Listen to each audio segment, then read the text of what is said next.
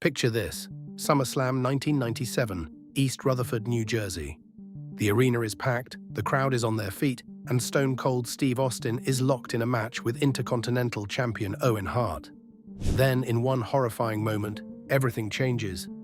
Owen lifts Austin up for a reverse piledriver.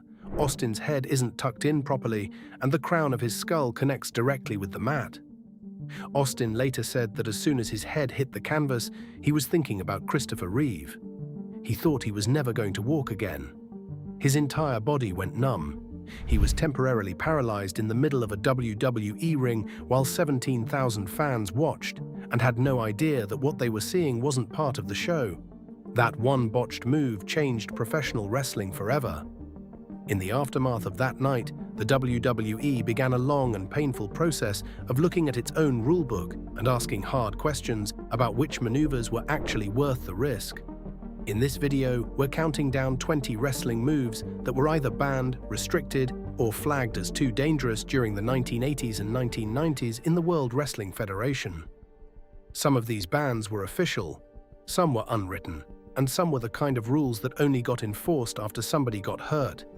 But every single one of them tells a story about an era when the line between entertainment and real, life-altering injury was thinner than anyone wanted to admit. Number 20. The stump puller. Let's start with one of the strangest, most forgotten submission holds from the old territorial days. The stump puller was a move that made its way into the WWE in the early 1980s through wrestlers who had trained in the old-school style. The idea was simple but brutal.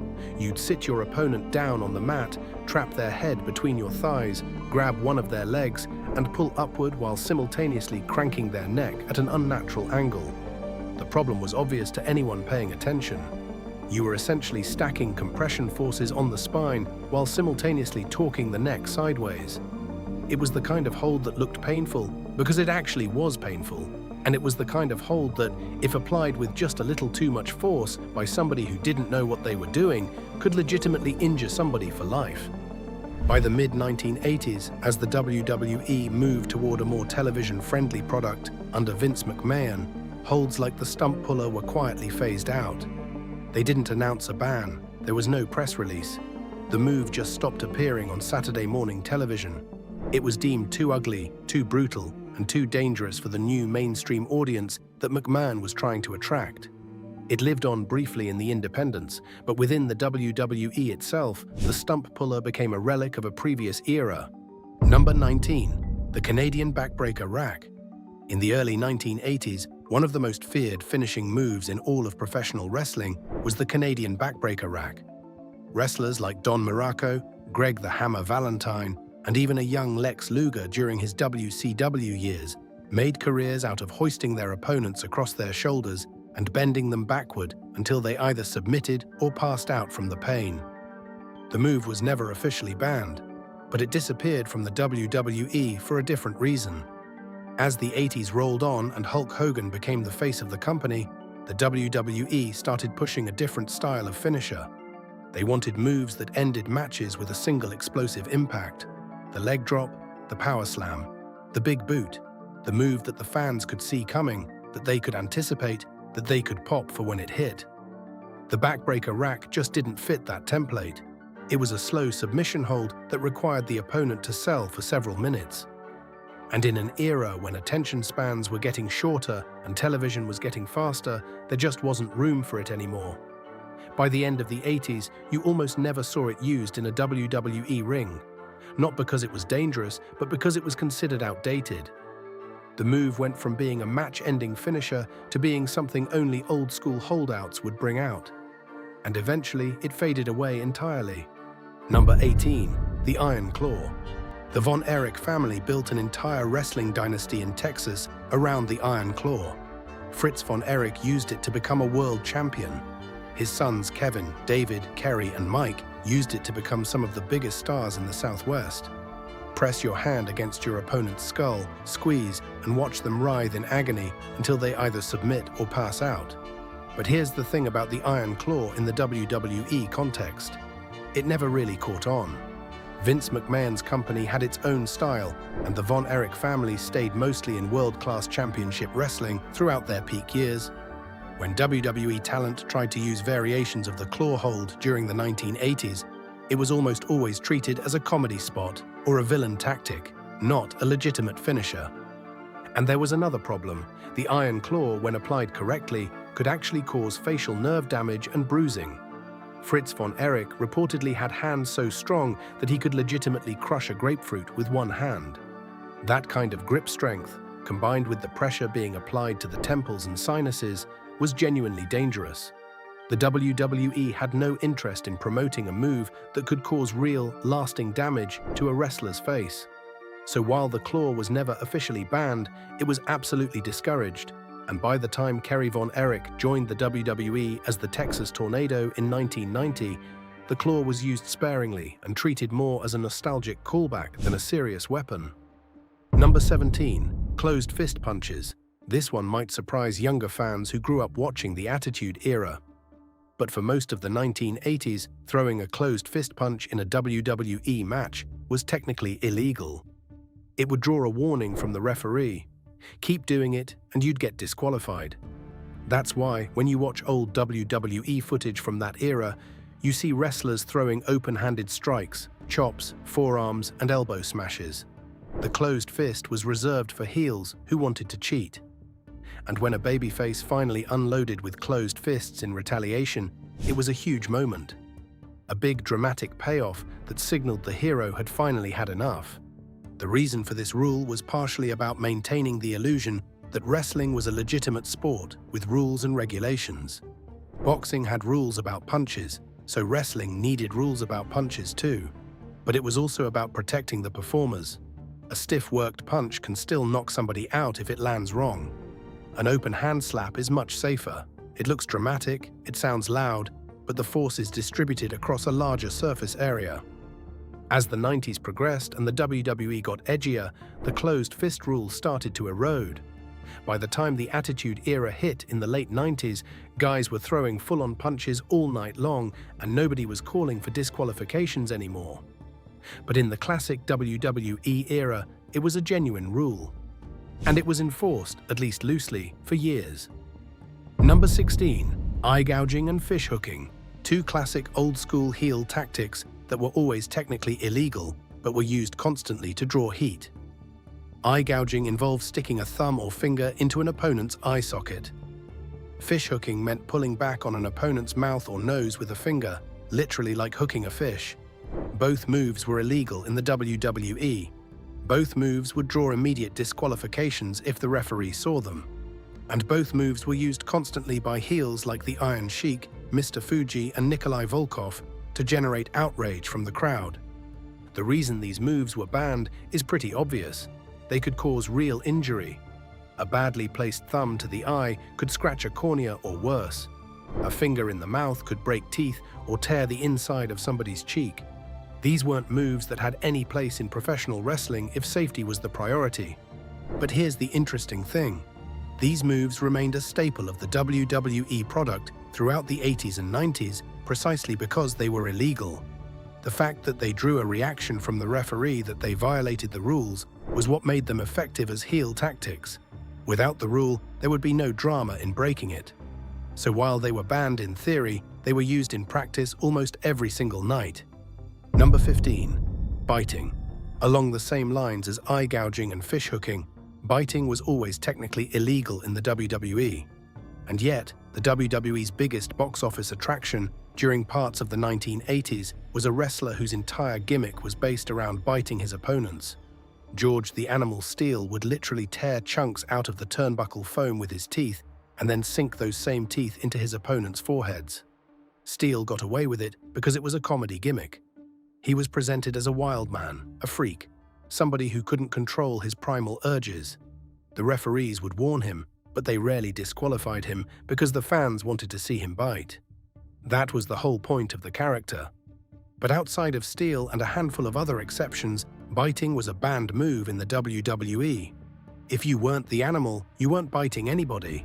And even Steele himself had to tone it down as the 80s progressed, and the WWE started targeting a more family-friendly audience.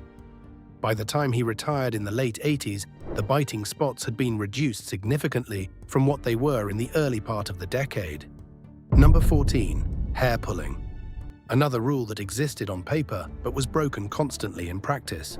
Grabbing an opponent's hair to gain leverage was technically a 4-count violation in the WWE rulebook. If you held onto the hair for more than 4 seconds, the referee was supposed to call for a break. If you kept doing it, you could theoretically get disqualified. In reality, hair pulling was a staple of heel offense throughout the 80s and 90s. Jesse the Body Ventura famously used hair pulling as one of his primary tactics. Mr. Perfect Curt Hennig built entire matches around subtle hair pulling to control his opponents. Jimmy Superfly Snuka, despite being a babyface, had his iconic hair that opponents loved to yank on.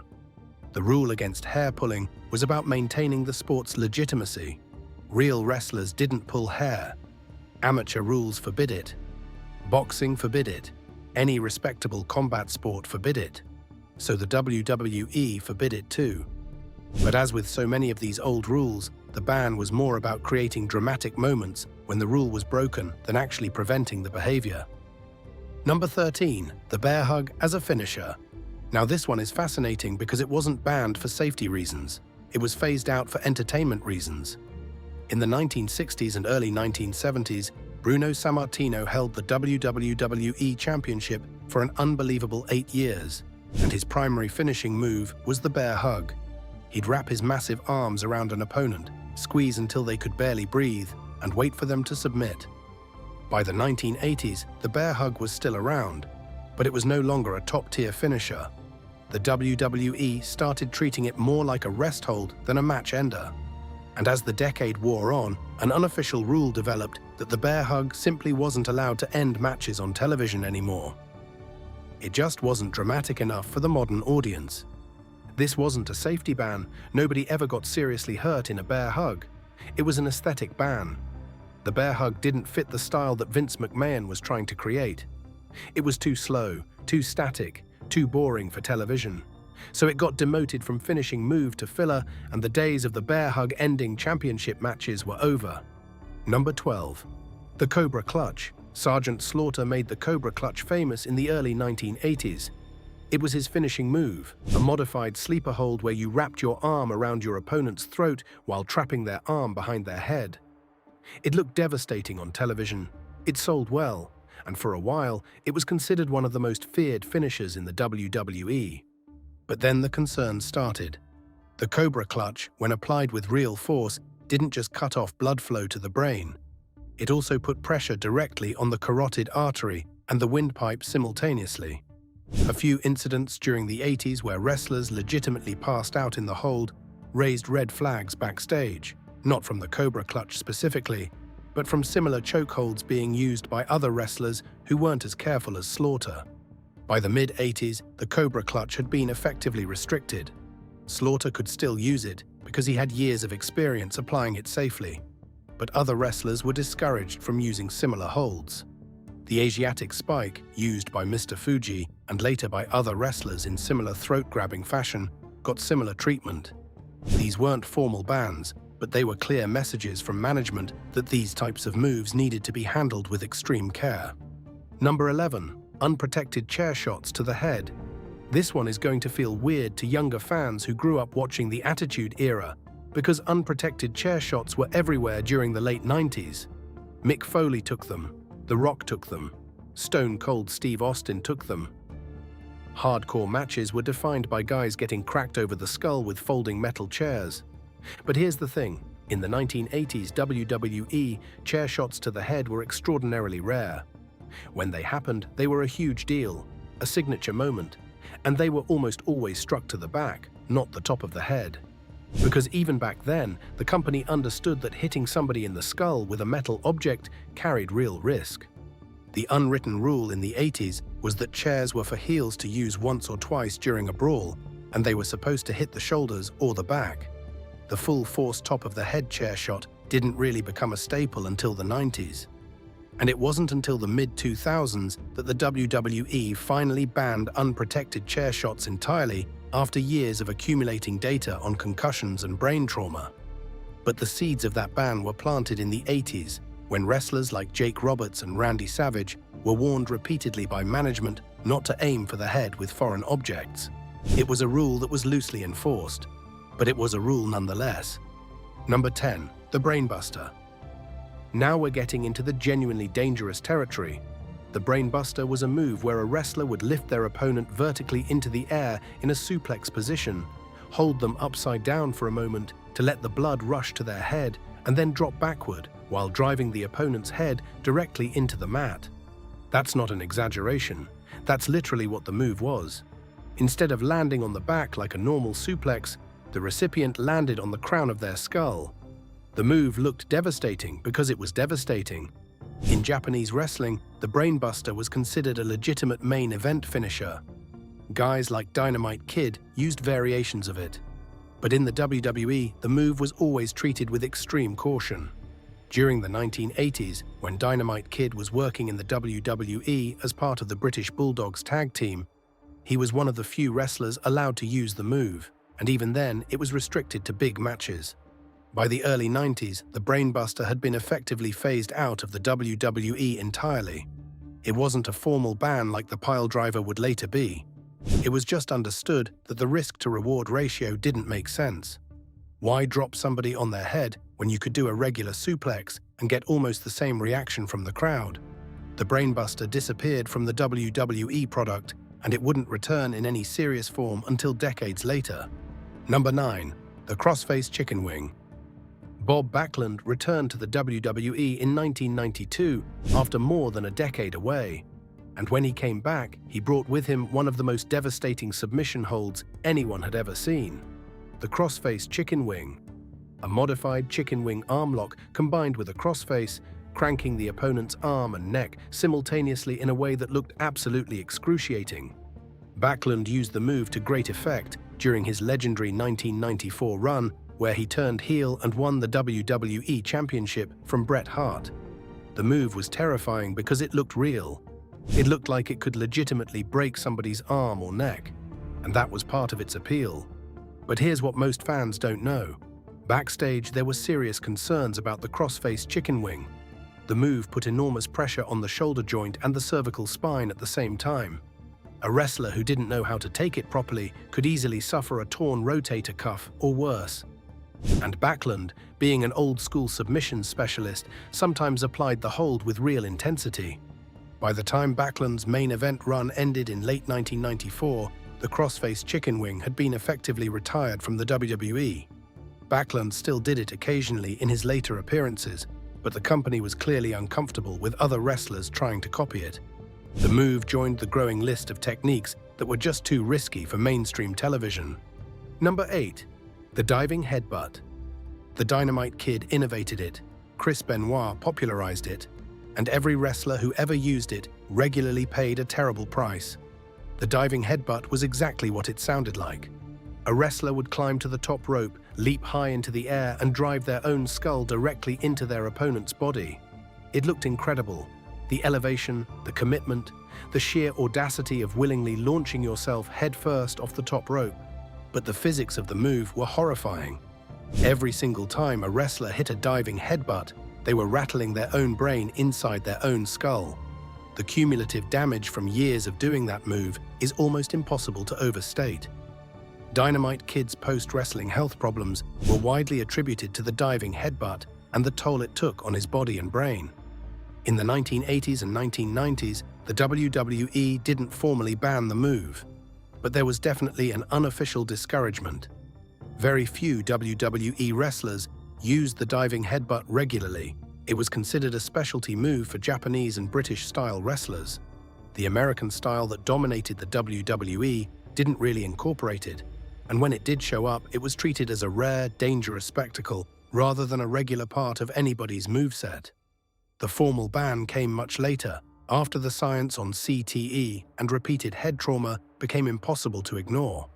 But the concerns about the diving headbutt went back decades. Number 7. The Pedigree, original version. When Triple H debuted in the WWE in 1995 as Hunter Hearst Helmsley, he brought with him a brand new finishing move that nobody had seen before: the Pedigree. He would trap his opponent's arms behind their back, hook them under his own thighs, and then drop to his knees, driving the opponent face first into the mat with no way to brace themselves. The move was innovative, it was dramatic, and it was dangerous. The original version of the pedigree was quickly identified as a problem. Because the opponent's arms were trapped, they had no way to protect themselves when they hit the mat. If Triple H dropped too low, or if the opponent's face wasn't positioned correctly, the result could be a broken nose, a concussion, or worse. There were isolated incidents during Triple H's early years where wrestlers failed to take the move correctly and hurt themselves in the process. The WWE responded by having Triple H modify the move. In the new version, Triple H releases his opponent's arms well before impact, allowing them to use their hands to cushion their fall. The result is that the modern pedigree, while it still looks devastating, is actually much safer than the original version. The arms come free at the last second. The wrestler receiving the move uses them to brace, and the head stays safely above the mat. It was a quiet fix. There was no press release, no announcement. Just a subtle change that made a dangerous move into a manageable one. But make no mistake, the original pedigree was effectively banned by the WWE during the late 90s because it was simply too risky to continue using. Number 6. The Tombstone Piledriver. When The Undertaker debuted at Survivor Series 1990, he brought with him a finishing move that became one of the most iconic visuals in wrestling history. The Tombstone Pile. The move was incredible. It fit his gimmick perfectly, and for years it was The Undertaker's signature match-ending move. But the Tombstone was also incredibly dangerous. If The Undertaker's knees didn't absorb enough of the impact, if the opponent's head wasn't protected by his thighs, the result could be a catastrophic injury. The move had all the same risks as a traditional piledriver, just with different mechanics. Following the Owen Hart incident with Steve Austin in 1997, the WWE started cracking down on all piledriver variations. The Tombstone was grandfathered in, but only for The Undertaker and later his kayfabe brother Kane. Nobody else was allowed to use it, and even The Undertaker had carefully choreographed to look devastating while minimizing the actual risk. By the end of the 1990s, the Tombstone was essentially the only piledriver variation that was allowed in the WWE. And even it was used sparingly, saved for big moments, treated with the respect that such a dangerous move deserved. Number 5. The Shooting Star Press. In the late 1990s, a new generation of high-flying wrestlers was revolutionizing professional wrestling. Guys like Too Cold Scorpio and later Billy Kidman were doing moves that had never been seen in American wrestling before. And the most spectacular of all of them was the Shooting Star Press. A backflip off the top rope, rotating through the air, landing belly first on the opponent below. The move was breathtaking. It was the kind of thing that made audiences gasp in disbelief. But it was also absurdly difficult to execute safely. The wrestler had to generate enough elevation to complete the rotation. They had to land flat enough to distribute the impact. And if anything went wrong, if the opponent moved at the wrong moment, if the rotation was off, the result could be catastrophic. During the 1990s, the WWE was extremely hesitant about the Shooting Star Press. Very few wrestlers were allowed to use it on WWE television. The move was associated more with WCW and the independent scene than with the WWE. And when the move was used, there were always whispers backstage about the risks involved. Billy Kidman, who made the Shooting Star Press his signature in WCW, was often criticized for being sloppy when performing it.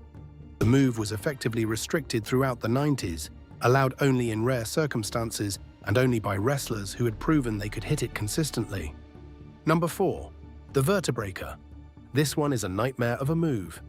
The Vertebreaker was invented in Japan by Megumi Kudo and brought to American audiences by Shane Helms in the late 1990s.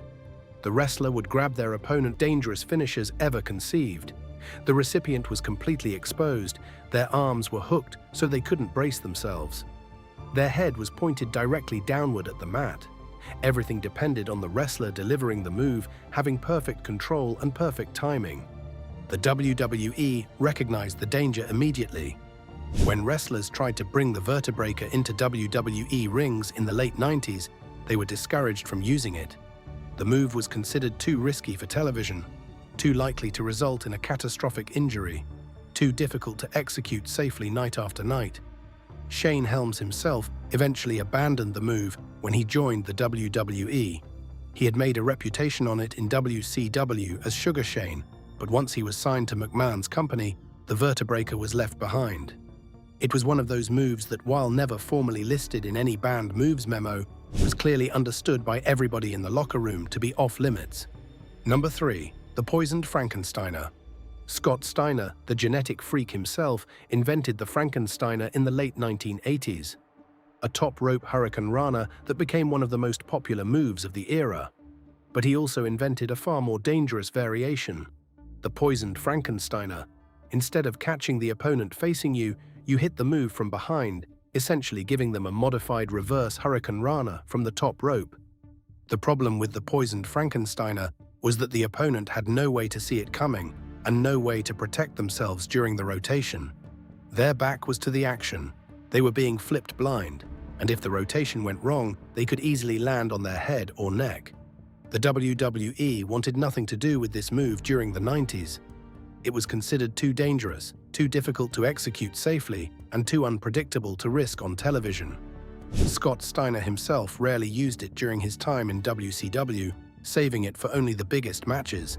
And when he eventually made his way to the WWE in the 2000s, the Poisoned Frankensteiner was completely off the table.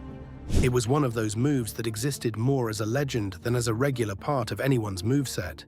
Something you heard about, maybe saw once or twice in old tapes from Japan, but never expected to see in a WWE ring.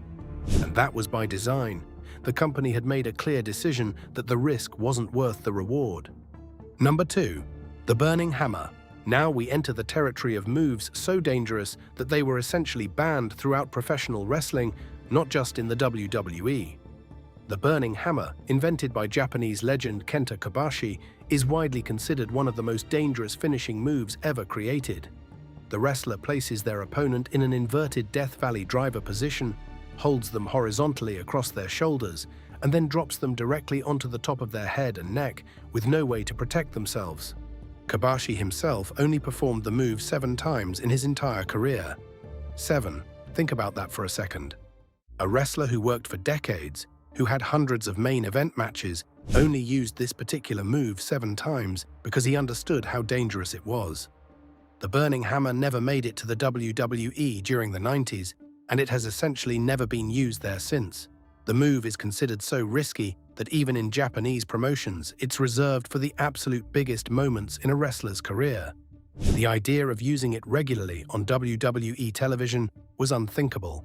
The company wouldn't allow it. The wrestlers themselves wouldn't want to take it. And the insurance implications alone would have been enough to kill any conversation about bringing it into the American mainstream. While the Burning Hammer was technically never officially banned by the WWE, because it was never even really used there, it represents the category of moves that the WWE's unofficial blacklist was designed to prevent. It was the ultimate example of a move that was just too dangerous for professional wrestling. And throughout the 1990s, as the WWE built its list of restricted techniques, the Burning Hammer stood as a constant reminder of how far things could go wrong if you weren't careful. Number 1. The piledriver. And we come back to where we started. The move that Owen Hart hit on Steve Austin at SummerSlam 1997. The move that nearly paralyzed one of the biggest stars in wrestling history.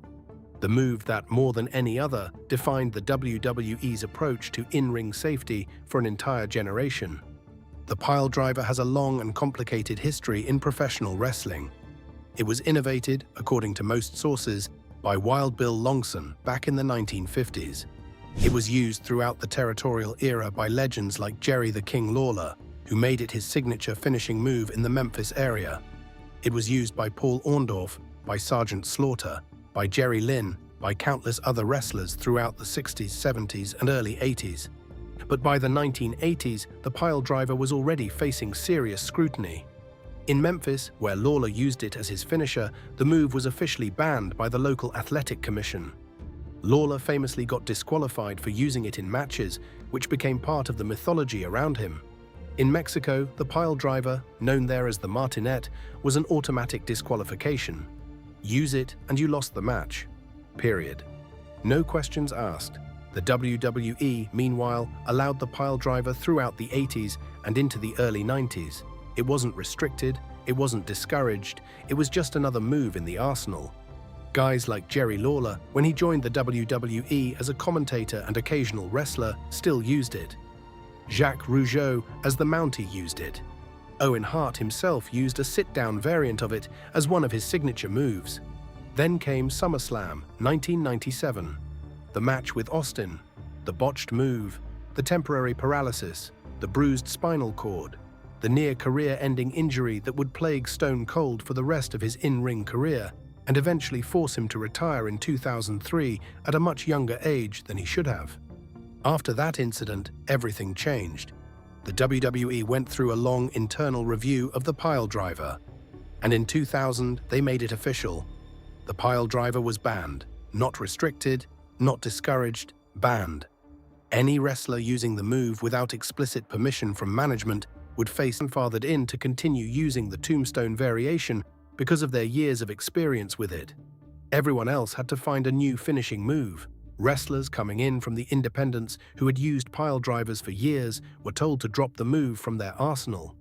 The piledriver, one of the oldest and most iconic moves in all of professional wrestling, had finally been deemed too dangerous for the WWE ring. And the Austin incident wasn't even the only one. A year later, in 1998, Owen Hart did another piledriver on Dan Severn during a match on Raw, and once again the move was botched. Severn was legitimately injured, though thankfully not as badly as Austin had been. The WWE actually turned that incident into a storyline, with Owen pretending to be so distraught over hurting another wrestler that he walked out of the company temporarily before returning as the masked Blue Blazer. It was a weird piece of storytelling that drew on real events in a way that made a lot of people uncomfortable.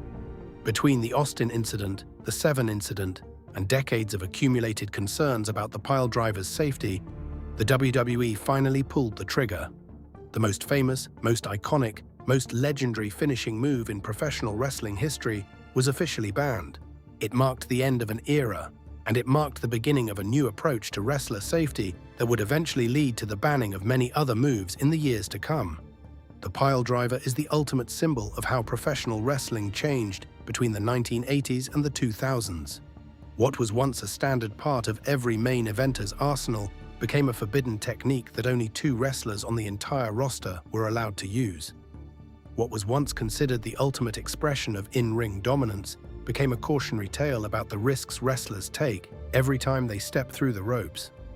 What was once normal became banned, and that's our list: 20 moves that were either banned, restricted, phased out, or flagged as too dangerous in the WWE during the 1980s and 1990s. Some of these moves were formally prohibited, some were quietly discouraged, some were technically legal but nobody was willing to use them, and some existed in a strange grey area where they were allowed in theory but punished in practice. What becomes clear when you look at all of them together is that professional wrestling was a very different world back then. It was wilder, more dangerous, more unpredictable. Wrestlers were trusted to police themselves. Referees enforced rules loosely or not at all, and the line between legitimate sport and staged entertainment was blurred in ways that would be unthinkable today. The 80s and 90s were a transitional period for professional wrestling. The territorial system was dying. The national promotions were taking over.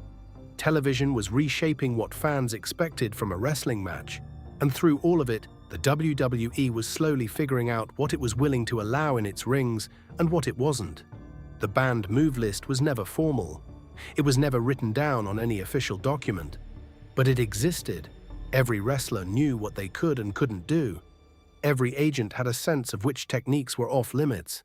Every referee understood when to step in and when to let things go. That informal system eventually gave way to the formal ban lists we see today. But the seeds were planted decades earlier, in the botched moves that ended careers, in the injuries that changed the course of wrestling history, in the quiet conversations backstage between agents and wrestlers about which moves were worth the risk. The 20 moves we covered today are part of that story. Each one represents a moment when somebody in the WWE decided that safety mattered more than spectacle, or at least that certain risks weren't worth taking anymore. And maybe that's the real lesson here. Professional wrestling has always been dangerous. It always will be. Every time these performers step into the ring, they're putting their bodies on the line for the entertainment of millions of fans. The least we can do as an audience is appreciate the toll that takes. Respect the craft. Understand that behind every cool-looking move is a real human being who has to absorb the impact and wake up the next morning to do it all over again. The move bands of the 80s and 90s were imperfect. They were inconsistent. They were often ignored or enforced, eventually transformed professional wrestling into a safer, more sustainable business. Wrestlers today are protected in ways that their predecessors never were. Concussion protocols exist. Banned move lists are actually enforced. Medical staff are present at every event. None of that would have happened without the painful lessons learned during the era we covered today. So the next time you watch a modern wrestling match and you see a wrestler pull up short of a dangerous move, or choose a safer alternative, or protect their opponent in a way that looks almost too careful, remember the history behind that choice. Remember Steve Austin laying motionless in the middle of the ring at SummerSlam 1997. Remember Dynamite Kid and the toll the diving headbutt took on his body. Remember every wrestler whose career was cut short because of a botched move that never should have been performed in the first place. The banned moves of the WWE's 80s and 90s era aren't just trivia. They're a roadmap of pain, a documentation of lessons learned the hard way, a reminder of what this business used to be and what it had to become in order to survive. If you enjoyed this deep dive into wrestling history, smash that like button, hit subscribe for more classic wrestling content, and let us know in the comments which banned move surprised you the most. Did you know the piledriver was once illegal in Memphis? Did you remember how controversial the original pedigree was? Were you aware of just how close Steve Austin came to permanent paralysis? Drop your thoughts below.